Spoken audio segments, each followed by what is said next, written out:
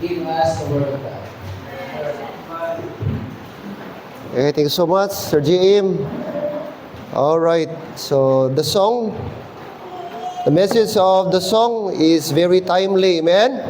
That is a good reminder to all of us that Bible says, lay not up for yourselves treasures upon earth, where moth and rust doth corrupt, and where thieves break through and steal.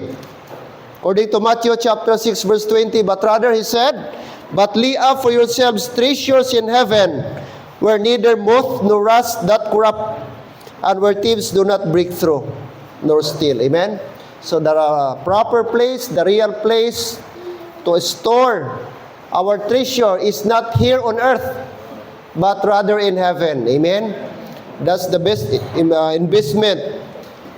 Because the Bible says, for where your treasure is, there will your heart be also. Anyway, that's not our message this morning. Just a reminder in connection with the songs that has been sung by our choir this morning. All right, let's proceed to our text. Let's go to Romans chapter 12, verse 2. Romans chapter 12, verse 2. Amen. I hope that this verse will remind us this morning, okay, that we should separate from the world, worldly things, worldly activity. Verse 2, only one verse, just one verse we're going to read this morning, chapter 12, verse 2. Romans chapter 12, verse 2, all together. If you have Bible, please read with me, verse 2, go. And be not conformed to this world, but be transformed by the renewing of your mind, that ye may prove what is that good and acceptable and perfect will of God. Now the words that is found in verse 2, the system of the world, the fashion of this world, the trend of this world. So the Bible says, be not conformed, that is, do not blend, do not agree, okay? Don't go with the flow. Be not conformed to this world, but rather, what the Bible says, be ye transformed. And the first thing we need to transform is our mind, because the battle starts in the mind. How to renew our mind, how to conform our mind? By the renewing of our mind. We need to renew it. So that, okay, we may know, we may prove what is that good. Next, what is acceptable and perfect will of God. You cannot discern that, what is good, what is acceptable and perfect will of God, unless our mind be renewed. So this mind starts, no? Okay? The best place or the first thing we need to renew is our mind. Father, we thank you for this privilege to be here, to be taught, and to learn your word of God. I pray, Father, that you'd bless us today. May your word would minister upon our hearts. May we be a Christians, Lord, that we are supposed to be. We are Christians that we should light upon this world. And help us, Lord, that our lives should be a testimony. Help us not to conform to this world, but Lord, instead, help us to be separated. As Christians, we need to separate a clean and holy life.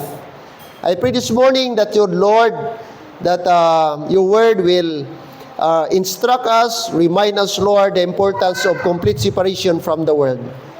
I pray also, Lord, that the Holy Spirit would guide us and direct our hearts today and give us a teachable mind and heart this morning. This I pray in Christ's name. Amen and amen. Be seated. Thank you. As a sort of our introduction, okay, there will be a short video about the history of Valentine's. So as we all know that one of the second famous popular activity of the world, aside from Christmas, is what we call Valentine's. So before we go on, let's have a short background, short idea. Okay, when did it start? Now, the history, the origin of Valentine's. Dapat ba tayo mag-celebrate sa mga relasyon ng mundo ito? Napansin mo ba na kapag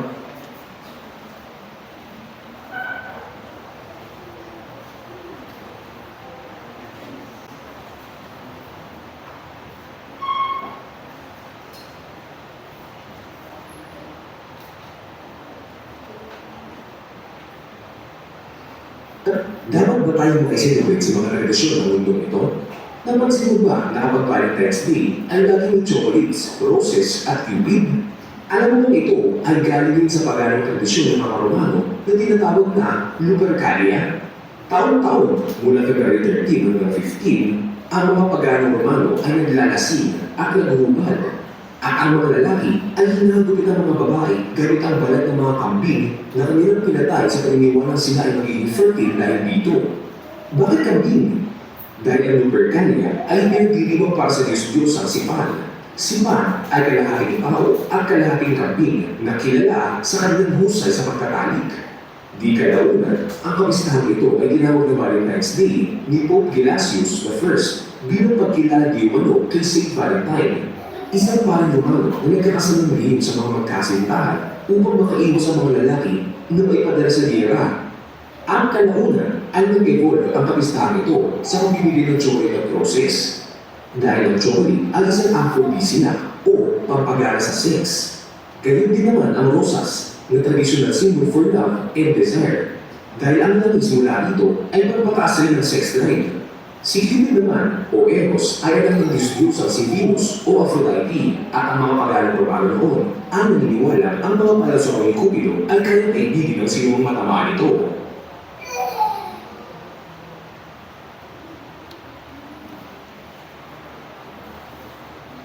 Alright. So, that's a short video clip. Actually, mahaba yan. Pero gi-shorten lang natin yung history po ng Valentine's. Okay? So, based sa ating napanood, purely Valentine's celebration or Valentine's Day is purely paganistic in origin. Amen? Now, there are few things why Christians should not celebrate and engage Valentine's celebration. Makinig kayong maigi. Baka sa inyo, may kadate kahapon. O baka extend pa mamaya. Okay? Number one, there are few things mga kapatid. Number one, bakit hindi tayo makipag-celebrate, sumali sa celebration ng Valentine's Day? Number one, ito ay demonic ayon sa Bible. This is demonic in origin. Nakita nyo, Fiesta ng Lupercalia. That is a Roman feast. Practice nila, taon-taon, February 13 to 15. Tapos mga lalaki naguhubad, tapos kukunin nila yung balat ng kambing na kinatay, tapos papaluin nila yung mga babae. Okay? Para, di-believe mga kapatid, na magkaroon sila ng fertility throughout the year. Throughout the year, magkaroon sila ng maraming anak. Yun ang kanilang paniniwala. Okay? Tapos yung mga ginagamit, na common na ginagamit na practice doon sa Valentine's Day, yung chocolate, yung mga roses, may mga resemblance yan, may mga meaning. At sabi doon, sa documentation or sa history, na may relation ang chocolate, kasi ang chocolate pala is aphrodisiac, sex enhancer, kumbaga. Imagine mo, tapos ngayon, maraming mga tao, even mga Christian, naniniwala din, bili din ng chocolate during Valentine's kaya regalo nila. But not knowing mga kapatid na mayroong bad meaning yung chocolate na yan sa Valentine's. Roses, extract nila yan, pigain nila, kunin nila yung oil, tapos gawin nila yan, gawin nilang scent, ipang-ano nila sa katawan bago sila mag-perform. You see? So, saan mo makikita sa Bible? Okay? Napaka-paganistic mga kapatid ang practice na ito. And sad to say na maraming mga Christian na even nag-greet pa, Happy Valentine's. Nag-acknowledge ng Valentine's Day. Not knowing, mga kapatid, sabi ng Bible, the Bible is really clear, and be not conformed to this world. This is a worldly activity. This is a worldly activity, mga kapatid, na dapat hindi kasama ang mga Kristiyano. Tayo po inutusan na mamuhay tayo ng banal, may kabanalan. Huwag tayong umayon doon sa mundo. Pwede ka magbigay ng flower, Brad. Bakit itaon mo sa February 14? Ang daming pwedeng araw. Pag nagbigay ka ng flower February 14, walang kaibahan yan sa mga unbeliever. Kasi ang connotation yan, whether we like it or not, is connected sa Valentine's. Amen? Pwede tayo magbigay other day, huwag lang nating itaon Valentine's. Huwag kayong ma-offend mga members kung nagbigay kayo. Oh. It's good, nagbigay kayo, pero pwede, like I said, huwag nating itaon sa February 14. Kasi, the same lang yan, tayo po ay nag-compromise sa activity sa mundo. And Valentine's is nowhere, mga kapatid, nowhere to be found in the Bible. Okay? Masyadong paganistic. If Christmas is pagan also in practice, much more, Brad. Much more ang Valentine's. Oh, mayroon pang pa-Cupid. Oh, anak ni Aphrodite, si Cupid. That is Greek mythology. They believe na pag napana ka daw, mabihag mo yung damdamin ng isang babae. Oh, that is mythology. Walang basis, mga kapatid. Okay? Kaya, dapat ang Kristiyano ay hindi nakikisali sa ganitong mga activity. Oh, kung may business kayo, may kainan kayo, may karinderya kayo, huwag kayong mag-decorate ng mga heart-heart, mga Cupid-Cupid. Kung magtanong man sila, bakit wala kayong decoration? Lahat ng mga kainan, merong decoration about Valentine's. Bakit wala kayo? Sorry, but we don't believe in Valentine's. Dapat malaman nila. Di ba na konti ang ating kita? Di ba na konti ang customer? As long we stand for the truth. Amen? Yun ang pinaka-importante, mga kapatid. So, bakit ang isang Kristiyano should not celebrate Valentine's Day? It is a demonic in nature. It is paganistic in nature, mga kapatid. Number 2, walang utos o halimbawa sa Biblia na ipagdiwang ang Valentine's Day. There is no direct command in the Bible na tayo po ay inutusan, Brad, na mag-celebrate ng Valentine's Day. Amen? Walang verse. Show me in the Bible from Genesis to Revelation na mayroong command ang Panginoon na i-celebrate natin. Oh, sino ang nagpasimuno, mga kapatid? Si Pope. Mga pupa. Kasi si St. Valentine or Valentine, ay isang pari po yan doon sa Europe. Tapos siya ang nagkakasal sa mga lalaki. Kasi that time, mga kapatid, ang lahat na single na lalaki ipadadala sa gira. So ang ginagawa niya, para hindi mapunta sa gira yung mga lalaki, ikakasal niya para ma-exempted sila. Oh. And then later on, dahil sa ginagawa ni St. Valentine, mga kapatid, pinakulong siya. Pinakulong siya ng emperor doon sa Europe. Tapos, nung habang nakukulong siya, yung lahat na kinasal niya, naghulog sa kanya ng notes. Nagpasalamat sa kanya. So, doon na nagsimula yung Valentine's card. Hanggang namatay po si Valentine sa kulungan. Kasi pinakulong siya. Okay? So, walang basis sa Bible, mga kapatid. No? Na dapat dating i-celebrate. Okay? Number 3 reason. Number 1, it is demonic in nature. Number 2, there is no direct command or instruction from the Bible that we should observe, practice, and celebrate Valentine's Day. The third one is that it promotes immorality, lust, and worldly love. Are you with me? It promotes immorality, lust, and worldly love. Walang ibang ginapromote ang Valentine's. Tingnan mo ngayon, ang mga in sila ngayon. Ang mga pension house, mga lodging house, o ano pa yung mga ano ngayon. May mga promo. Sino ang pinakamaraming customer, Brad? Ang mga mga pension house, mga lodging house during Valentine's Day. Are you with me? 200, 2 hours. 450, 3 hours. 24 hours, 650. Very low price. Kung family kayo, 1-2. Malaking kwarto, family kayo, 1-2. Imagine. Mga kapatid. Ano gipromote? Immorality. Immorality.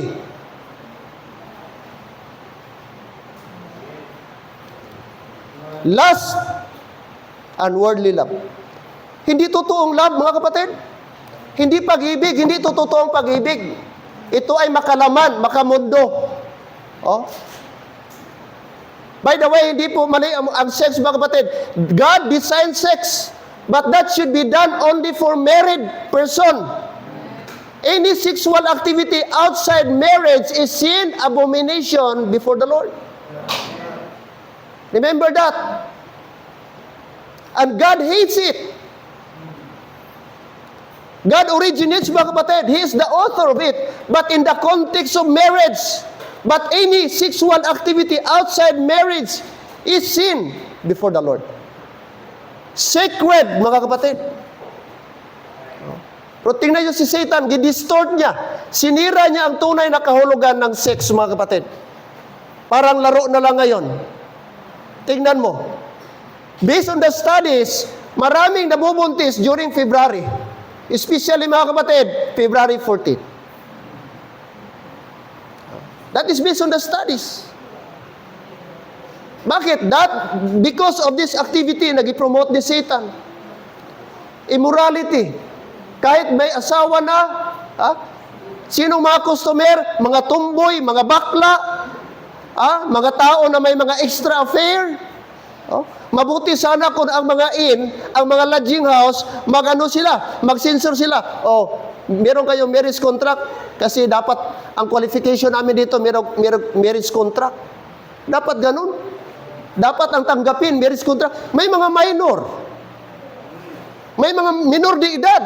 Tapos, dapat kung ikaw matino ka na may-ari ng business, dapat hindi ka lang after sa income, hindi ka lang after sa pera. Dapat isipin mo, may mga magulang yung bata, nag-aaral yan.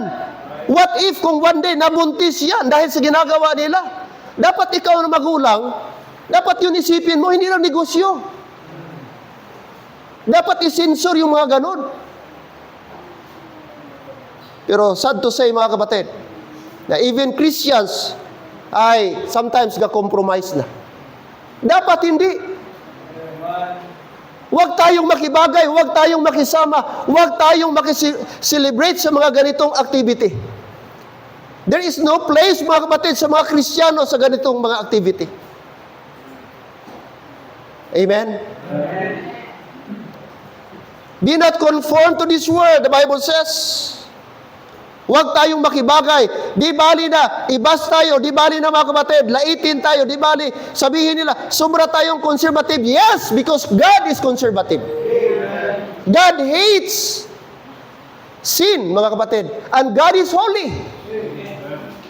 God is holy.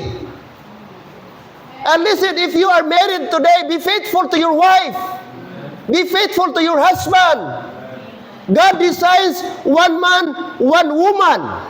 Not multiple men, not multiple women. Be faithful to your partner. Kung di ka faithful sa partner mo, dapat huwag ka muna nag-asawa. Kung di ka kontento sa partner mo, dapat huwag ka muna nagpakasal. Tama.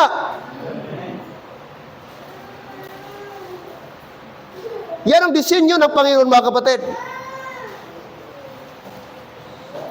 Maraming gumagawa nito pero walang pag-ibig sa isa't isa. No? Ano pinapalaganap nito? Immorality, lust, and worldly love. Hindi totoong pag-ibig. Kasi ang tunay na pag-ibig, marunong po siyang mag-antay. Amen? Yes. Mga kapatid, that is true love. Number 4, di pa ako magtatagal. Number 4, nakabatay sa tradisyon ng tao, hindi sa salita ng Diyos. Yes, tradisyon ito ng tao. Walang biblical significance. Wala kahit isa, wala ka makita na connection ang Valentine's Day, mga kapatid. No? Actually, yung heart pa lang na purma ng heart, hindi man ganoon ang heart. Tingnan mo ang totoong heart, Brad. Ang totoong shape ng heart, hindi man gaganon. Ang ibabaw ng heart, the flat lang yan. Tapos although, parang triangle lang yan. Pero hindi po ganun. Right? Tradisyon ng tao. Anong sabi ng Bible? Mga kapatid, look at Matthew. Matthew 5:19. 15:19. Matthew 15:19. Matthew 15 verse 19. Anong sabi ng Bible?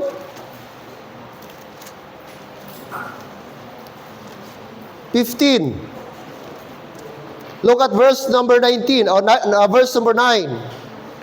Verse number 9. But in vain did you worship me, teaching for the doctrines, the commandments of men. So Jesus Christ condemned these people. They were called hypocrites. In fact, he said, they honor me with their lips. Okay? They draweth nigh unto me with their mouth, and honoreth me with their lips, but their heart is far from me. That's why in verse 9, God said, but in vain did you worship me. These people, they tend to worship the Lord. They pretend that they worship the Lord. But God said, no, I don't accept your worship. Why? Because, mga kapatid, this teaching is the doctrine and commandments of men. Doctrines and commandments of men. Well, I understand kung wala tayong knowledge. Pero ngayon na alam na natin ito, Brad. Dapat huwag tayo. Di bali na nasabihin nila, sobra naman yan. Sobra naman, killjoy naman kayo masyado. Oh, no. This is Bible. This is Word of God. Okay? Kung ano sinabi ng Bible, yun ang ating sundin. God wants us, Brad, to live a pure life. God wants us to be a testimony in this world. Lalo na mga ladies, take care of yourself. And by the way, mga lalaki, kung maghanap kayo ng magiging partner ninyo someday, piliin nyo, obserbaran nyo po yung babae, yung girlfriend. Bago ka magpakasal, bago ka mag-asawa, makinig mga young people na lalaki. Ang batayan pala, ang barometer, based sa study ito, ang batayan, criteria sa lalaki, na yung babae na yan, ay yun na yung magiging asawa mo, tingnan mo muna yung girlfriend mo, paano niya tratuhin, yung nanay niya, paano na niya tratuhin ang kanyang tatay o husband. Hindi yung girlfriend mo, gaano siya kalabing sa tatay, gaano siya kakiring sa tatay, hindi yun ang batayan. Tingnan mo, ang nanay ng girlfriend mo, paano niya tratuhin ang kanyang husband. May respeto ba siya? May pagmamahal ba siya? Nag-care ba siya sa kanyang husband? O binabastos niya, pinapahiya niya sa maraming tao, wala siyang respeto, nagir yan na nanay? Mga kapatid, tumakas ka na, pakawalan mo na yung girlfriend na yan. Kaya ikaw ang sunod na biktima. Amen? Kasi busy study, Brad, ang babae daw o ang anak, na-adapt niya kung anong nakikita niya sa loob ng tahanan. Kasi ang proper foundation sa ating mga anak, hindi kung ano ang nasa labas, kundi nandun kung anong nasa loob. Kung paano niya nakita ang nanay niya, tinatrato ang tatay niya. Pag ang nanang bata, nakikita niya, mahal niya, ang nanay niya, mahal niya ang kanyang tatay, inaalagaan, inasikaso, nirirespeto, mga kapatid. There is a big percentage, mga kapatid, na ma-adapt din niya. Pag laki niya, malaking factor yun, na ganun ko rin. Ganito pala ang isang nanay, ang ganito pala ang asawa, ito pala ang rule ng isang asawa sa bana niya. So pag nakasawa siya, i-adapt niya yung kung anong training nakikita niya sa loob ng tahanan. Pero kung ang nanay naman, nagir, walang respeto, maraming tao pinapagalitan, pinapahiya yung tatay, most likely ganun din siya sa kanyang husband someday. Kasi mga kapatid, take note, malaking factor ang ating environment. Malaking factor ang ating upbringing. 80%, anong nakikita at naririnig ng mga anak natin sa loob ng tahanan, most likely, ganun din sila paglaki nila. 20% social media, 20% kasama na doon ba peer pressure, 20% kasama ng ibang factor sa loob, but 80% galing sa tahanan natin. Kaya, kayo mga lalaki, bago kayo magbalak mag-asawa, magpatali, Someday, siguraduhin nyo muna. Magmanman kayo. Obserbaran nyo yung nanay ng girlfriend ninyo. Kung meron pang nanay. Pero kung wala ng nanay, exempted ka na. Bahala ka na. Ganon. Kasi ang ang marriage is lifetime. Once nagkamali ka sa buong buhay mo. At it costs, mga kapatid, magpaanal ngayon, kailangan ka may thousand of pesos. 100,000. Suriin natin. Hindi lang basta-basta Christian. Tingnan mo. No? Tingnan mo. Ganon din po sa atin, mga magulang. Kaya pag ang ating mga anak sa ating tahanan, ang lagi nilang naririnig, mga bad words, galit, sigaw, insulto, pilosopo, most likely, yun din ma-adapt ng ating anak. Kaya mga magulang, pag nag-aaway kayo, please lang, iwasan nyo marinig ng bata. May one time na medyo nag-discuss kami ni Mambig, nag-argue kami. So sabi niya, Daddy, why are you shouting to mommy? Hindi ko masyadong shout, God. Pero sa kanya ang dating why are you mad at mommy? So sa kanyang edad, alam niya na Brad, na-identify niya na galit. Bakit ko daw pinapagalitan si mommy niya? So alam niya na at the age of 6 years old. How much more kung daily? Every day, yun yung naririnig. Mga bastos, mga bad words, mga sigaw, galit, mga kapatid. Hindi mo masiparit. Most likely, ang anak mo, ganun din siya. Kaya napaka-careful tayo ng mga magulang. Tayo ng mga adult, anong sinasabi natin? Anong ginagawa sa ating mga anak? Kasi sabi nga, ang bata, anong ginagawa ng matanda sa mata ng bata, ito ay tama. Kasi wala silang alam. Akala nila tama yon. Okay? Kaya sa atin ba ang responsibility na dapat careful tayo kasi ma-adapt po ng bata. Kaya kung ano yung mga anak ninyo ngayon, salamin nyo na, gamero riyan kung ano kayo sa loob ng tahanan. Amen? Diyan ba tayo? Ito mga kapatid, like I said, no? Piliin po natin, suriin po natin. No? It should be based on the Word of God. No? Ang ating mga ginagawa, ating mga practices. Okay? Bakit tayo hindi mag-celebrate ng Valentine's Day? It is demonic in nature. Number 2, there is no direct command or instruction from the Word of God. Okay? Third, it promotes immorality, lust, and worldly love. And then number 4, it based on the tradition of men, not on the Word of God. Tradition of men. And, mga kapatid, okay? It, what? Number 5, it detours the real meaning of love. It detours the real meaning of love. Chapter number 13. Okay, 1 Corinthians. Chapter number 13. Look at your Bible, please. Dito po, isa-isa ni Apostle Paul, ano po ba ang tunay na pag-ibig? Tinawag niya itong charity. Okay, charity. Verse 1, chapter 13, verse 1, "Do I speak with the tongues of men and of angels, and of the charity, I am become a sounding brass or tinkling cymbal." So kahit magaling ka pang magsalita, mga kapatid, very appealing ka, may karisma ka magsalita, pero sabi ni Paul, kung wala kang pag-ibig, katulad ka lang ng isang agong. Nagbibigay ka lang, nag-ingay-ingay ka lang. Tinkling cymbal. Sabi ni Apostle Paul, "And though I have the gift of prophecy," meron siyang ability, meron siyang gift to prophesy, to predict, and understand all mysteries. Marunong siya mag-interpret. And all knowledge. And though I have all faith, so that I could remove mountains, and I have not what? Charity, still, Paul says, I am nothing. So, walang kwenta, walang saysay. Mga kapatid, meron kang ability, meron kang gift of prophecy, meron kang knowledge to interpret the mysteries, and etc. mga kapatid. And you have a faith moving mountains. But the Bible says, if you don't have charity, it's nothing. Verse number 3, "And though I bestow all my goods to feed the poor," meron akong lahat, ari-arian ko, ay aking pong ipamigay para ipakain sa mga mahihirap. "And though I give my body to be burned," magpakamartir, magsunog ng katawan, to be burned, maging martyr, "and have the charity," subalit walang pag-ibig. Anong sabi niya? it profiteth me nothing. Walang benepisyo, walang kwenta, brad. Oh, nagpakahiro ka lang, pero kung walang pag-ibig yon, sabi niya, it's nothing.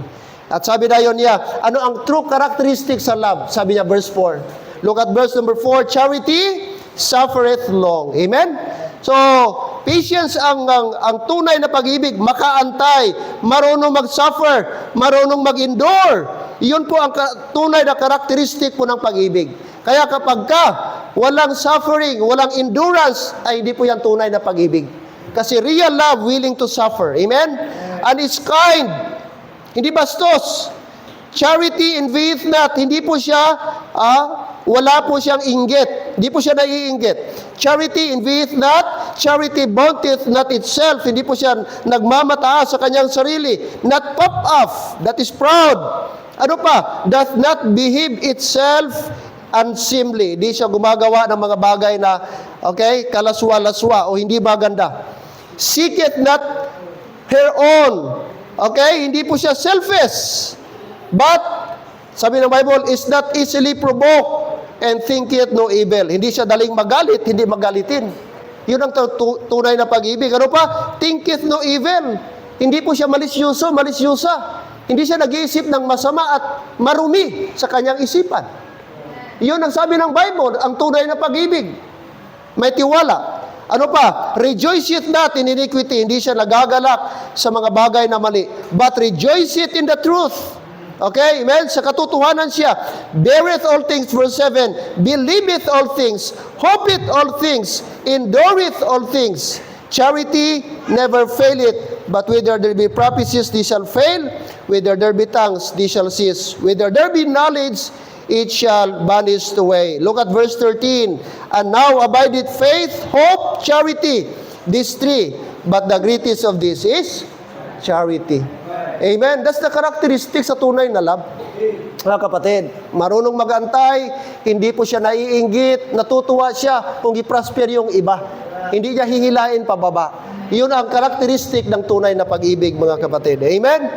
So, maliwanag po dito, inilihis ng tunay na kahulugan ng pag-ibig na dapat ay banal at ayon kay Kristo. What is real love?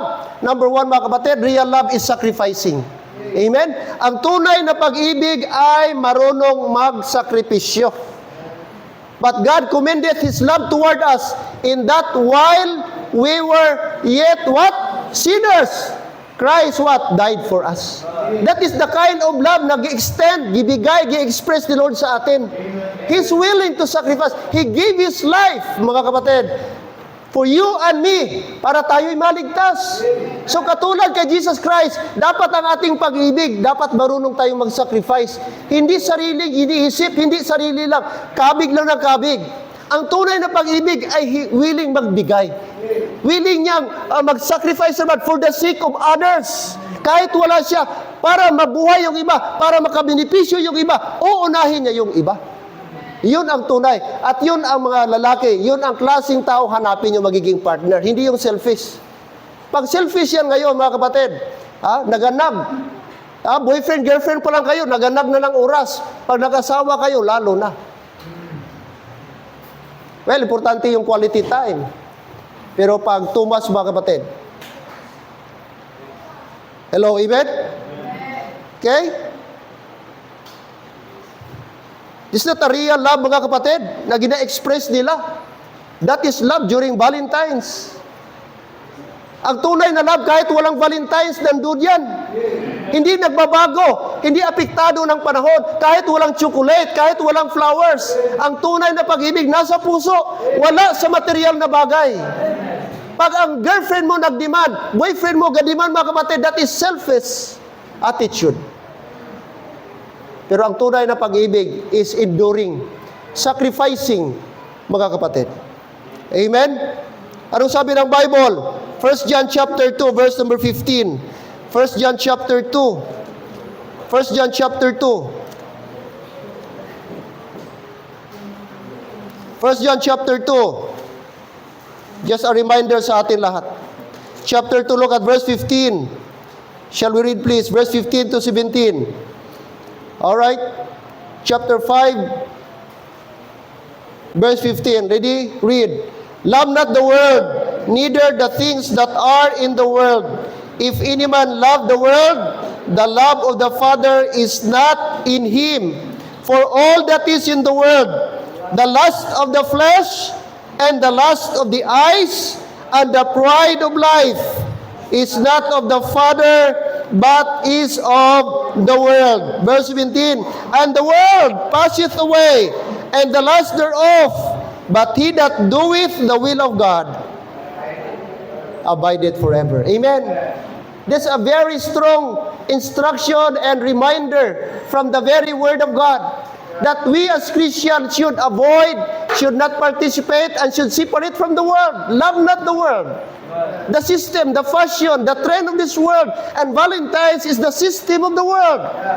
Okay? We should not love it. We should not participate on it. Yun ang kaibahan, mga kapatid, pag ang anak mo nasa school, hindi mo maiwasan, may mga activities sa school. Of course, worldly ang school. O sila, Clint, nung pinasulat sila. Gipa-drawing sila, gilagyan sila ng heart, tapos gipasulat sila. Tapos, ibigay sa parents. Di natin control yun, Brad. Ayaw man natin, pero of course, kasi yun ang nakasanayan. Yun ang trend, yun talaga. Sabi niya, Daddy and Mommy, come here, come here. Lapit kami, close your eyes. Close your eyes. Oh, why? Just close your eyes. Oh, sabi niya, tapos kinuha niya sa Bible. Kuha niya yung heart na tapos, you're the best mommy and daddy in the whole world. I love you, Leo Clint. Oh, pero na-briefing na yun sa eskwelahan. Gi-briefing bigay siya ng heart. Mga kapatid, pero yun lang. Explain lang natin sa kanila na ito sa Bible. Hindi ito gikuman ng Panginoon. Kasi pag di natin explain sa kanila, madala nila na, okay pala yung Valentine's. Kasi sa school, nandun. At minsan, ang bata na ba, maniniwala pa kay teacher, kay parents. Maniniwala pa kay teacher, kay mama. Kasi sabi ni teacher kaya nasa atin po ang responsibility. Dapat i-explain natin sa kanila properly. Okay? Ang natunay na love ay na kay Jesus Christ. Amen? So, church, again, okay? Why we should not celebrate Valentine's. Okay? Yun lang ang apat na reason why we should not celebrate as Christian. We should avoid celebrating Valentine's Day.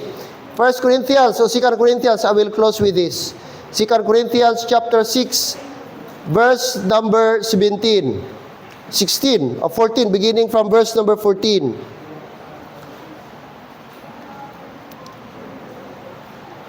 Second Corinthians chapter 6, chapter number 6. Look at verse number 14. Verse 14. Be not unequally yoked together with unbelievers. For what fellowship hath what? Righteousness with unrighteousness. And what communion hath light with darkness? So in verse number 14, the Apostle Paul giving instruction to the Corinthian believers that as Christian, they should not be unequally yoked together with unbelievers. Paul is using the illustration, Brad, na yung baka or yung kabayo na lagyan ng dalawang yoke. Dalawa po sila. Kasi sa ancient time, in Bible times, pag nagdaro po sila, ang mga farmer, dalawa po, pair of cow, pair of oxen po yung ginagamit nila, dalawa. So yung dalawa, pareho sila ng, anong tawag doon? Yoke ang tawag, yung ginagamit doon sa liig nila. So sabi ni Paul, ginamit yung illustration, huwag tayong makipag-yoke. Same sa pareho. Unbeliever, believer, di pwede, the same yoke. Dapat separate, sabi niya. Mga kapatid, bawal po sa Old Testament ang donkey at baka pagsamahin. Di pwede, mga kapatid, na wool ang isa, linen ang isa sa damit nila. Kung wool na tila, dapat wool din. Kung linen, linen din siya. Ganun ang mga Hudyo. Ginamit ni Paul na dapat pag tayo, isang Kristiyano, hindi tayo katulad, huwag tayo makisabay doon. Kaya sabi niya, and be not unequally yoked together with unbeliever. Bakit po? Sapagkat there is no fellowship with righteousness and unrighteousness. There will be no fellowship with light and darkness. Hindi mo pwedeng pagsamahin ang mabuti sa hindi mabuti. Hindi mo pwedeng i-unite ang light and darkness. Verse 15, and what concord hath Christ with Belial, or what part hath he that believeth with an infidel? Verse 16, and what agreement hath temple of God with idols? For ye are the temple of the living God. As God hath said, I will dwell in them and walk in them, and I will be their God, and they shall be my people. Here's verse number 17. Paul says, wherefore, come out from among them, and be ye separate, saith the Lord, and touch not the unclean thing, and I will receive you. I will be a father unto you, and ye shall be my sons and daughters, saith the Lord Almighty. Amen? That's a very clear instruction from the Bible. Na Christian, di bali na, tawagin tayong killjoy. So be it. Di bali na conservative tayo. So be it, as long we stand in the truth. As long we stand on the Word of God. Amen. Now take note, if you, mga kapatid, if you stand on the truth, nag-start ka ng enemy. Paul says, am I become your enemy because I tell you the truth? Naging kalaban niyo ba ako kasi sinabihan kita ng katotohanan? Sometimes pag tayo tumayo sa tama at mga kapatid, ipaglaban natin katotohanan, marami tayong maging kalaban. Kahit parinti mo pa yan, kakalabanin ka. Sobra naman yan na simbahan. Sobra-sobra. Wala naman yan sa lugar. Hindi naman yan tama. Ganon ang kanilang impression. But mga kapatid, so be it. Di bali magalit sila. Basta kakampi natin ng Panginoon. So be it. As long mga kapatid, ang blessing ng Panginoon nasa mga taong tumatayo sa tama. Kaya, mga kapatid, Valentine's, very common, huwag tayong magpa-pressure. Amen? Tayo-tayo sa tama, mga kapatid. And one day, our next generation will appreciate us ng aming simbahan, tumatayo sa tama, tumatayo kung ano ang biblical. Amen? So let it be. Tawagin tayong stricto. Let it be, tawagin tayo mga kapatid, conservative, kaysa magiging liberal tayo. And very few churches ngayon, marami ng mga churches ngayon, mga compromiser na. Marami ng mga churches ngayon, Brad, wala ng standard. Even sa pananamit, even sa separation, wala na. Okay na lahat. Kung anong activity sa mundo, meron pa sila Valentine's Day night na ginagawa inside, Brad. Mag-invite kayo doon. Invite kayo. Meron tayong Valentine's night this coming February 14 sa ating church. And marami akong mga friend, Brad, na even ginagamit ang Valentine's nila.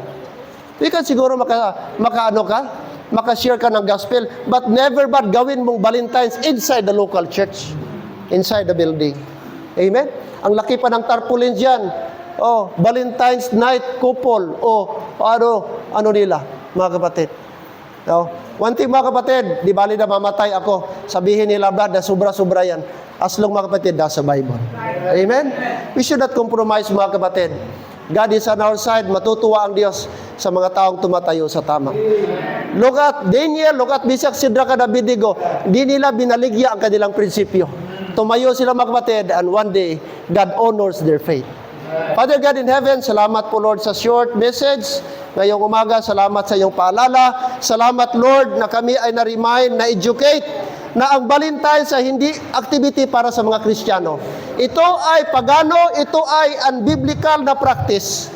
And therefore, Lord, dapat huwag kaming makibagay, huwag kaming makisang-ayon, huwag kaming makasama sa mga ganitong activity. Because this is paganistic, demonic in nature. Sila, Lord, ginasalungat ni Satan, sinisira ni Satan ang tunay na kahulugan ng sex, ang tunay na kahulugan ng, Lord, ng pag-ibig. Gidistort ni Satan. And Lord, ini-express ng mga tao ang kanilang desire, worldly desire, fleshly desire sa mga ganitong activity. That's why I pray for all the members of this local church, sa mga young people, Lord, sila po ay makipag-separate, sila po, Panginoon, ay tumayo sa tama. Kahit po, Panginoon, ang mundo ay napaka-lakas, napaka-powerful, ang pressure, but I pray for them that they have the power, they have the courage to tell that Valentine's is unbiblical, Panginoon, kung sila may tatanungin. And ngayon din po sa amin, Panginoon, I believe that Jesus Christ is the one, Lord, a perfect example namin about love. Yes. And Lord, I pray na kami lahat, Lord, na mga married, we should be faithful and sincere sa aming mga partner. Lord, huwag niyong hayaan na matempt kami sa mga bagay na hindi kaaya-aya sa inyong harapan. Help us to love our wife, our children, at kami ng mga magulang, ipakita namin ang pagmamahala namin sa aming partner para someday ang aming mga anak. Kung ano makita nila, Lord, na relationship namin ng mga asawa, ma-adapt din someday ng aming mga anak. Kaya Lord, I pray that our young people are wise enough to choose the right girl, the right person na maging lifetime partner nila. But not just, Lord, criteria ng mundo ang kanilang susundin. Kundi lang, Lord, ang criteria po na based upon the Word of God. Na Panginoon Diyos, ang tunay na love ay hindi naiinggit, hindi marunong mag-antay, hindi selfish, Panginoon. Yun ang tunay na characteristic ng love. So I pray that, Lord, makuha, ma-adapt, at ma-practice namin ang mga bagay nito. Again, spare our people, spare our young people from this, Lord, paganistic practices of this world. And Lord, help us to shine. As what you have said in Matthew chapter 5, verse 19, let your light so shine before men, that they may see your good works and glorify your Father, which is in heaven. So Lord, thank you again. Thank you for this great reminder. We should be not unequally yoked together with unbeliever. Instead, we should separate, and we should not conform to this world, but instead we need to transform our mind. Thank you, Father, for this great, great reminder to all of us. I pray, I ask the congregation to please stand. Can you come to this altar and we can pray together? Lord, please help me. I could stand and be separate from